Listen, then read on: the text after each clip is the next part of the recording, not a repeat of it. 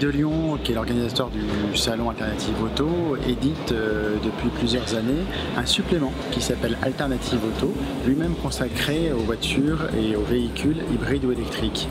Dans la foulée, un certain nombre de partenaires nous ont dit mais pourquoi pas organiser un événement, et au fil de l'eau, avec la CNR, avec Renault, avec le groupe Suma Automobile qui représente Toyota et Honda dans la région lyonnaise, on est parti sur l'idée d'organiser un véritable événement que le Double Mix a bien voulu accueillir. On a cherché un lieu dans l'agglomération qui soit assez proche du centre-ville, tout en offrant une surface d'exposition suffisante pour accueillir les voitures. C'est pour ça que le Double Mix nous a semblé idéal. De plus, il est facile d'accès par l'autoroute, par le périphérique ou par le centre de Lyon. Il y a une station Vélove à côté, il y a un tramway à côté, donc pour ceux qui veulent vivre écomobilité, ils peuvent venir au salon par les modes doux très facilement.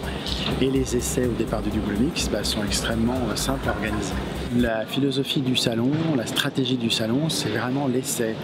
Chaque marque a mis entre 2 et 5 voitures d'essai, c'est-à-dire le visiteur va découvrir tel ou tel modèle sur les stands et dans la foulée il peut aller faire un tour avec la Twizy, la nouvelle Renault Zoé 100% électrique, les hybrides Toyota Auris, Toyota Prius, la Prius rechargeable, la Citroën DS5 hybride, les Honda hybrides, et les essais sont immédiatement possibles, il suffit de les réserver auprès des stands et on peut se rendre compte encore une fois par soi-même de l'intérêt de ces véhicules.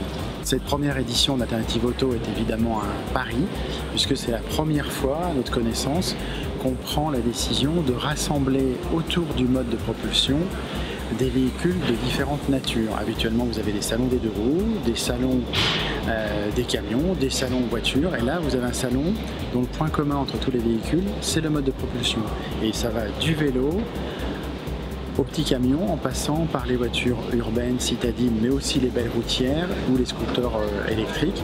Il y a tout un échantillon de véhicules dont le seul point commun, c'est cette rupture technologique que représente l'hybride et l'électrique.